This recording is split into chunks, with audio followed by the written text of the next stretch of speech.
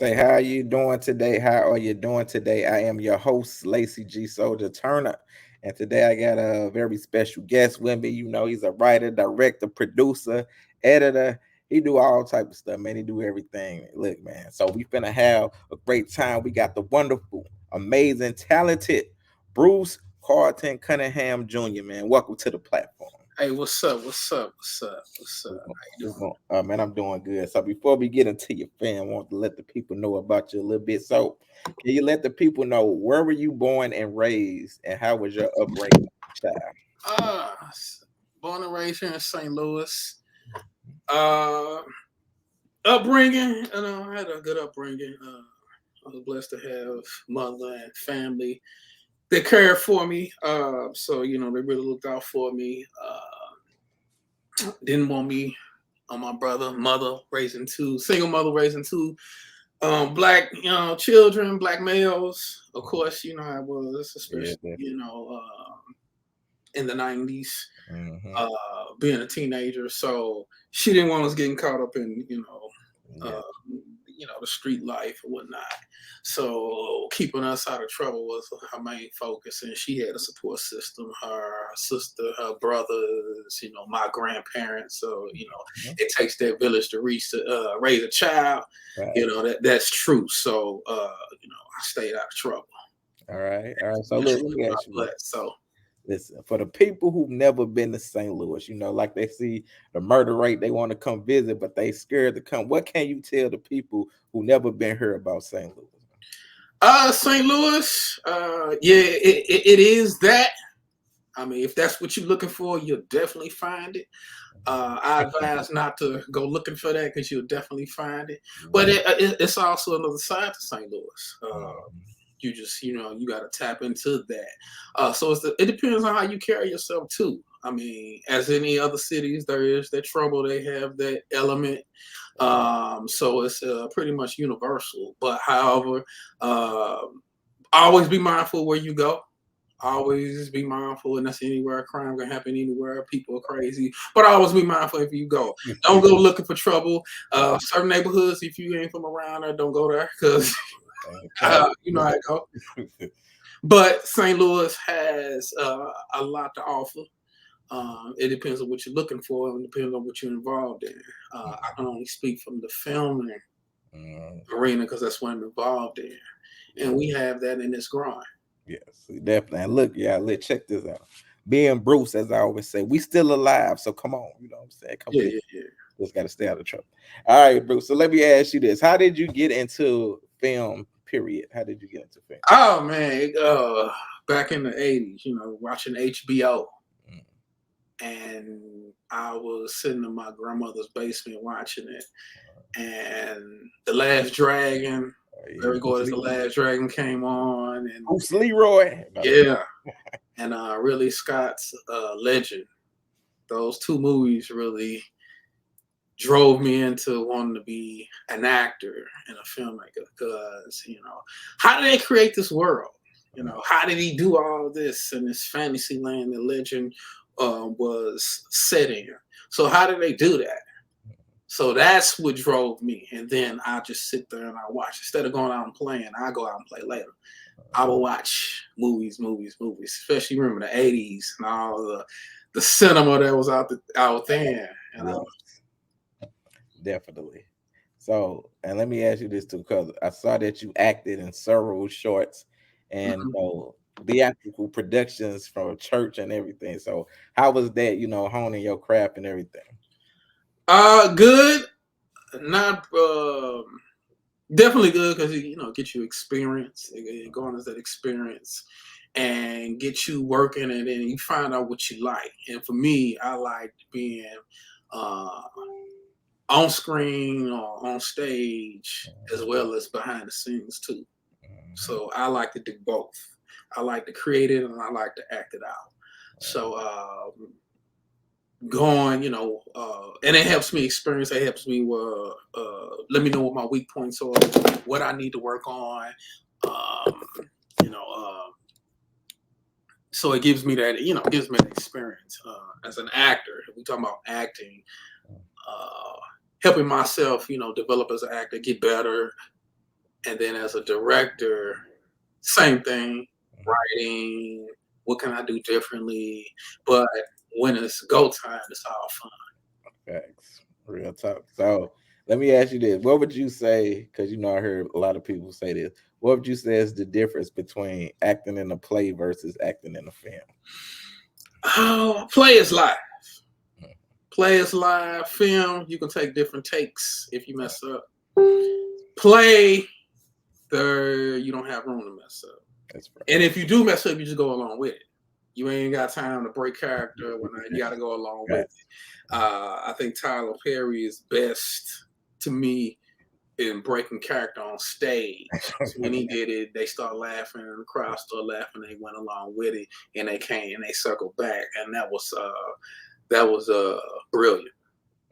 And so, and then rehearsals goes for a play. You work rehearsing over and over and over again, your different days and whatnot. Film, you might, you get a table read or two, you might have a rehearsal or two, depending on the film, but you don't have those rehearsal days of film. You got to do your own work at home. And then the actors come together doing the film, and then you all mesh. Depending on the film. Now, if you got a lot of choreography in it or a lot of action, you definitely got to rehearse those so people don't get hurt. But normally, you don't have that much rehearsal times. And then with film, you can do different takes. Also, with theater, you're not as up and close as personal. Yeah. You in the same space as your audience, but they're not up and close. Film, the camera's on you, especially those close-up shots. They can see your facial expression. They can see your emotions. They can see the tears in your eyes before they drip out of your eyes. So you up close and personal when it comes to film. Right. That's right. Look, you dropping them jewels on you. Yeah. So let me talk about this. Your debut of your independent feature, Unresolved. You wrote it, you self-produced it, you raised the capital to finance the project. You took on all the major crew roles throughout production, including being the lead actor and the editor. So start from the beginning, man. What made you write this film? Like, take us through this journey. Okay, I always had these ideas in my head, these stories in my head, so it's time to get it on paper. But for this particular one, Unresolved, it started in 2007. The church I was going to, and we did the short. I brought Stephen Short along with me. Man, let's do this short for a youth conference. And 2007 in St. Louis, as you alluded to earlier, tell people about St. Louis. St. Louis is dangerous, and 2007 was a dangerous year. I mean, there were a lot of dangerous years, but I just remember 2007 was it was hot as far as crime goes. And so I was like, let's do this short. And so that's where the characters were created. I didn't have a name for them, but the concept was, this was the concept. And then, because as you see, if you watch the movie, the opening sequence is remnant of what I did in 2007. I'll show it later. But then in 2008, let's do the sequel to the short that we did in 2007. And we did the short. And matter of fact, the 2008 is a replica of what I did in the opening of the movie. So I did this one. But at the 2008, life started life, and I'm not gonna get too deep into the personal life, but life started life. And so around 2014, I wanted to redo this. Things have changed for me, but I wanted to redo the story. So I wanted to make a longer short, and I attempted to do it. It fell through. It failed. So I don't like it. So all right, let's go back to the drawing board. And I wrote the script. 2 years later, I wrote other scripts, but I wrote this script to this story in 2016, and I changed some things. Normally, I was the antagonist, so I changed my role, my character's role, as the protagonist, and keeping some of the same elements. And then 2017, we had the auditions at Harris Stowe State University via Armani Ampus. I'm sure you know Armani. Yes. He played Stone in the film. He was like, "Wait, you can have it up here," and that's where a lot of the cast came from, those auditions. And then June 10, 2017, we started to film it. And so, but I wanted to be a part of the process too. Like I told you before, not only am I writing and I'm directing this, but I got to be in it. I have to be in it because I was getting turned down. I got turned down from some auditions. And my thing was, if it's going to happen, I got to make it happen. I can't wait for nobody else to make it happen because it's highly competitive. Everybody wants a role. Everybody wants to film their stuff. So I got the idea. I got the concept. I didn't have many resources at the time, but hey, I just stepped out on faith. But I'm going to do this. One way or another, I'm going to do this. So that's how that came about. Okay. So I know you mentioned this a little bit. So did you have I guess a hand in like choosing the cast? Did you choose the cast all by yourself? Because you know it was a great. I had the privilege to see the film 2 times. So, did you have a hand in just picking these cast members, or did you have help? I had help. I have at the audition. My cousin, shout out to Kelsey Holmes. He came to the audition, and people came, and we were selecting. Like the majority of the cast came to the audition, and we was like, okay, cool, and we'll go back to the drawing board. Hey man, yeah, this one was right here, this one right here, this one. I think he went to high school with Kenita Paris, and when she auditioned, and I told him it's sin not to cast her. So it was kind of like you know, bam, But he had help in it, so he helped in my decision making process. Yeah, and I think y'all did a great job because you always want to make sure you get the correct cast, so you don't want to be like, okay, I'm watching a movie. You want these characters to be believable, and I think y'all did a great job in casting each character. Yeah, some of them like Bernard Quinn, who played BT, the big guy, played Marcia's husband.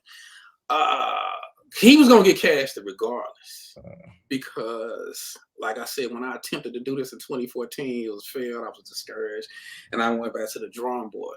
But I would have these dreams when I'm sleeping about this scene, and the scene is actually in the movie. It's the end, and I don't want to give any spoilers. But that particular, he was in the dream. He was in the dream. My daughter was in the dream, and if you watch this scene towards the end, when I get beat up. I don't want to give no more. That was in the dream. He don't know this. Nobody know it. He know it now. But it was a dream. And so 2015 rolls by. I'm still having these dreams, but it wouldn't go. So when I'm writing the script, I developed the movie around that dream that I had. It's relative to the story. And so when it was time for auditions, when he came, it was like a confirmation. But even if he didn't come, I was going to go get him. Hey, you need to be in it because he did some. We filmed some stuff. He acted in some of my shorts before. So, but I know he liked acting, man. So I'm like, I was gonna go get him because it was divinely orchestrated to you be back in this, you play this role. So it all worked out. He had the stature for it. He was in the dream, so he had his role. Marcia's character, played by Elizabeth McCormick. I'm sure you know her. Shout out to her. She acted in one of my films. Yeah, I saw it. She came to the audition. We met on David Kirkman's set, and what did she do? Before she was telling me she was going to the academy for firefighting. And we talked for a while we was on set. And we exchanged numbers. I told her I was going to do a movie. And so she was like, well, hit me up whenever you get started, okay? And she was gone for a minute, okay? So, but I had in my mind how I wanted this particular character to be, And so I put out on Facebook, I'm having these auditions, and a lot of people will audition for Marcia. And they played it one way. Everybody was similar. When she showed up, I didn't know she was showing up. I was happy. Oh, dang, she showed up. But I've already had this vision. It came to me in a vision. I had this vision of how I wanted Marcia to walk, talk, be, look, and everything.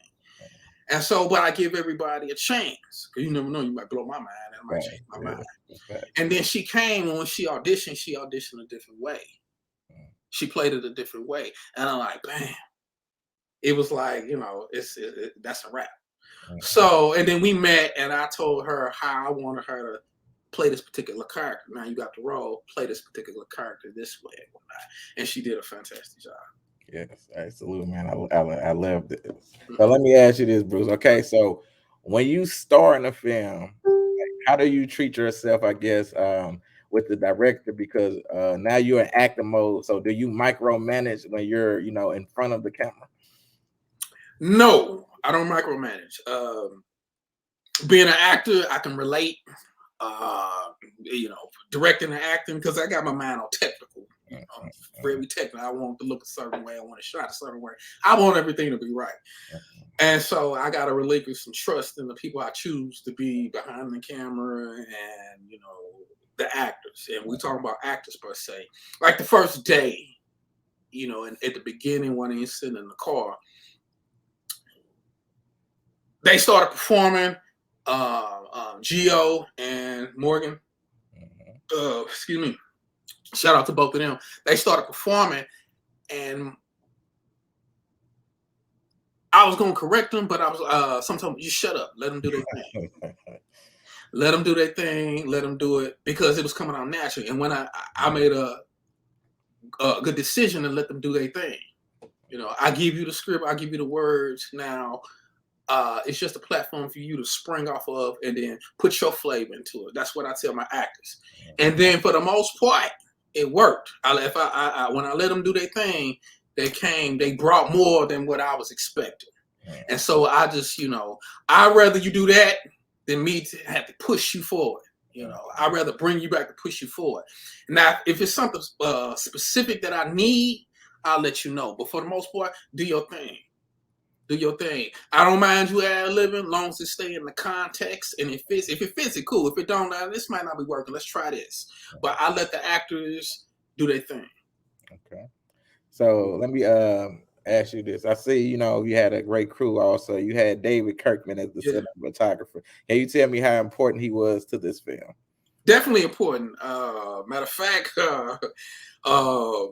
before the 2014 shooting, I tried to do that short. I had known him for a while. We used to go to church together. I had known him for a while. So, and he's a lot younger than me.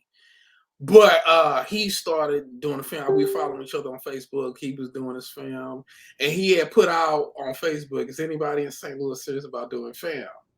And of course, you know, I'm looking at this, working an overnight job. I'm like, I'm serious. And then that's how we kind of got, you know, in it.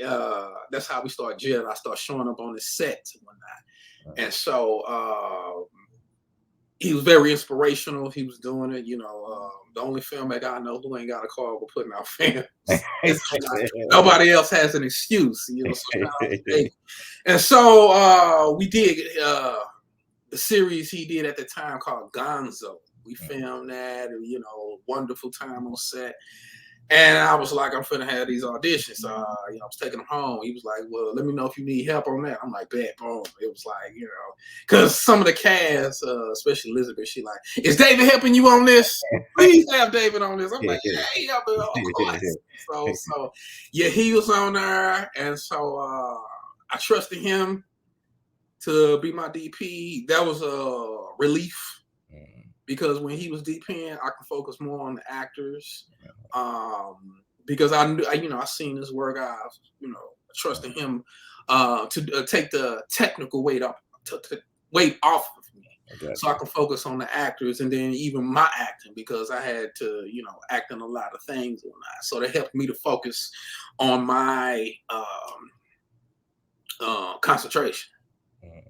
So definitely, so having a good DP is definitely beneficial to any film you're trying to do. Definitely. So let me ask you this, Bruce. Why should people see Unresolved? It's a good movie.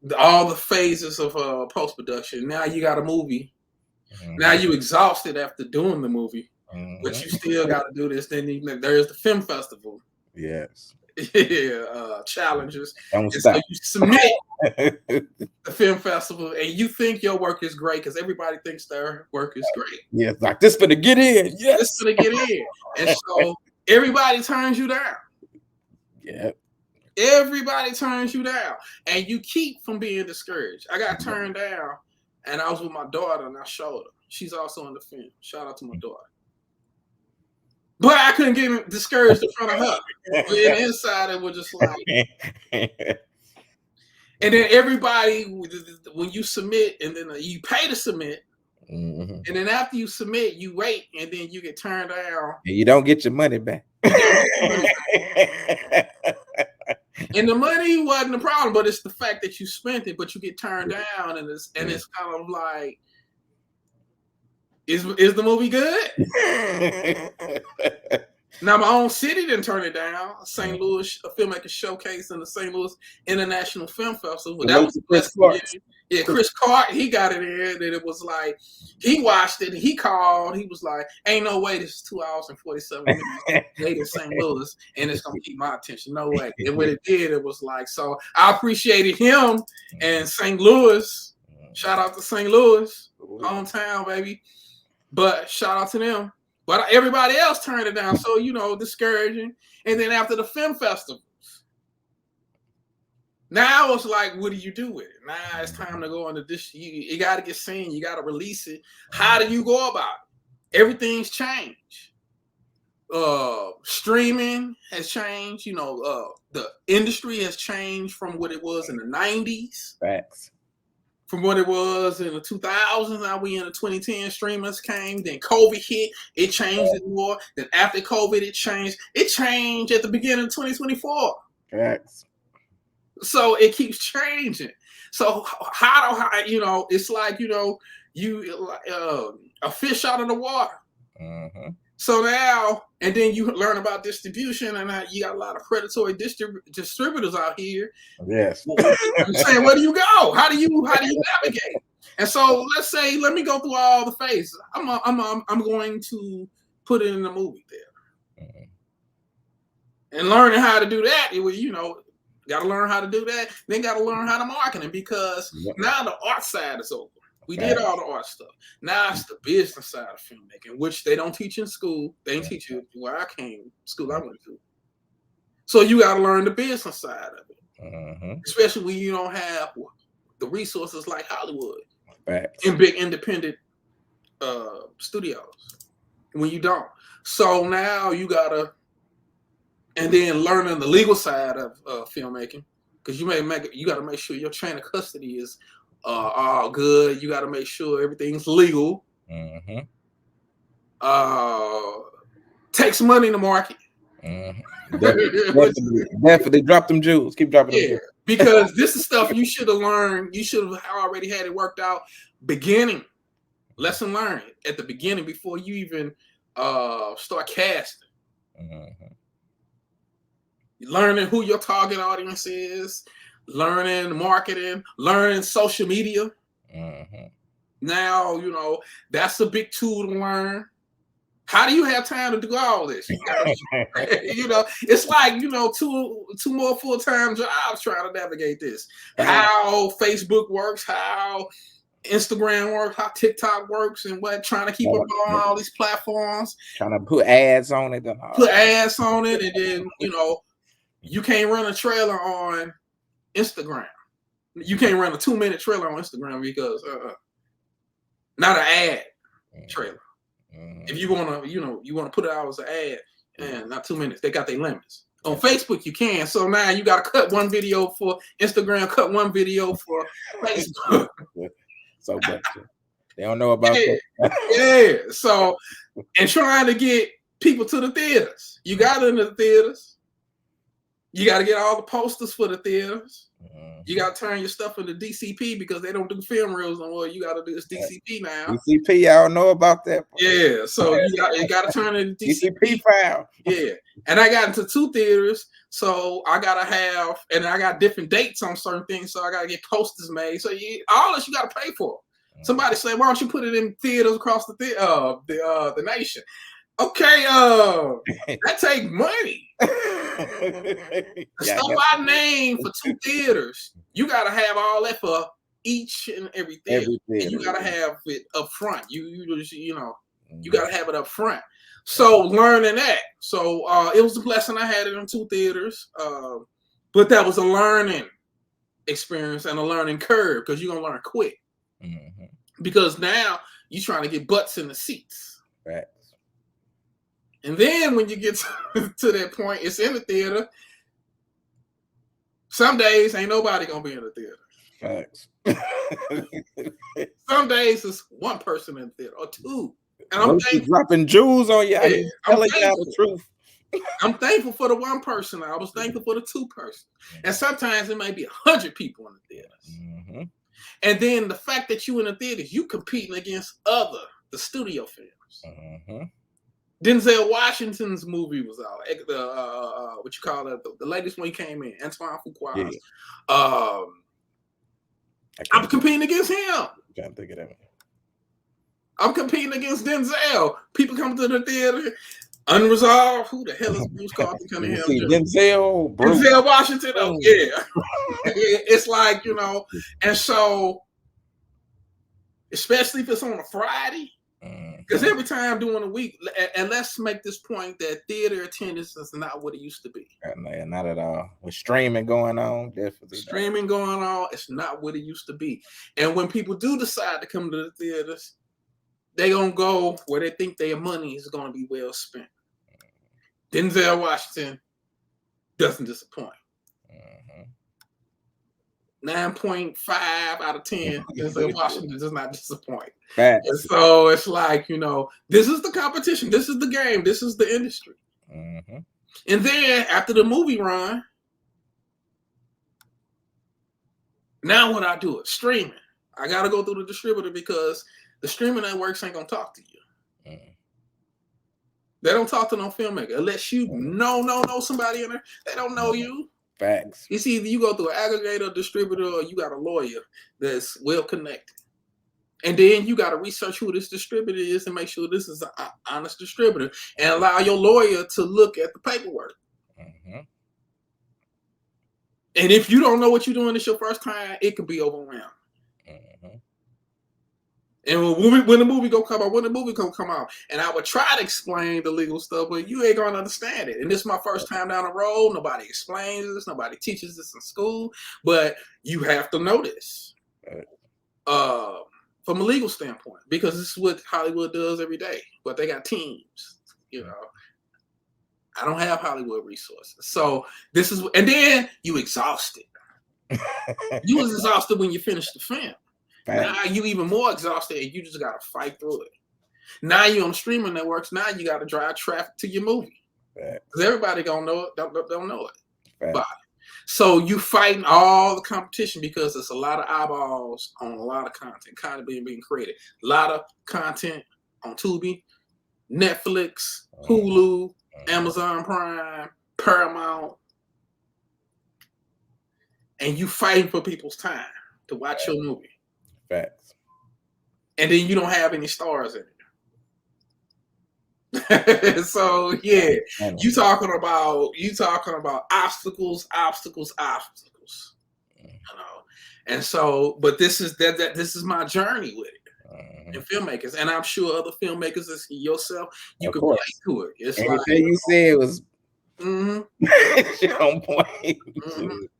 Hey, look, man, Bruce just dropped a master class on y'all for real, like from beginning to end. Like, Bruce, let me ask you that you pretty much touched on everything, but what advice would you give to a person who, like, okay, I want to make me a film? Like, what advice would you give to them? Period. You just dropped a lot of jewels, said everything what it takes, but what advice would you give to somebody who doesn't know where to start and they want to make a film? My advice: make the film. You know, keep that on your wall, keep that on your heart, keep that on your mind. Make the film. You know, pray to God. Okay, make the film.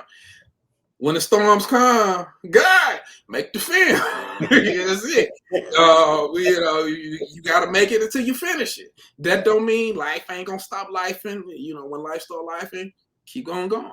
From a tactical standpoint, write the script, write the story. If you want to start with the treatment, start with the treatment. But write the script. There ain't no film without the script. Facts. And that's where you start. Write the script. Then after you finish writing the script, rewrite the script. Because, you know, that's, you know, it goes along. Write the script. And after you write the script, move forward in production. Now that is more, or it's easier said than done, because it's like, you know, unless you got rich uncles and aunts and you got an array of money, okay, now it's kind of like, you know, especially if it's your first time, yes, this is a faith walk when you don't have resources. Right. But I would say you need to get involved with the filmmaking community, acting community within your city. Utilize those groups, those filmmaking groups, those acting groups, because there are people doing it. And collaborate. Go work on their sets. Go collaborate with them. Get to know them. Get the network. I think we in St. Louis, we have a lot of filmmaking events that go on. Go to those film festivals. Introduce yourself. You know, get into that community, and then you know it'll start to open up, and you get a little more comfortable. I ain't saying easy, but you okay, or I want to do this movie. Oh, you want to do a movie? Okay. And then you start linking up with people and start the film. Study your craft. I would say that. But always lean on the side of execution. Don't just do a lot of talking, do that. But networking is key. So if you don't know anybody, go to those film festivals. I would say that.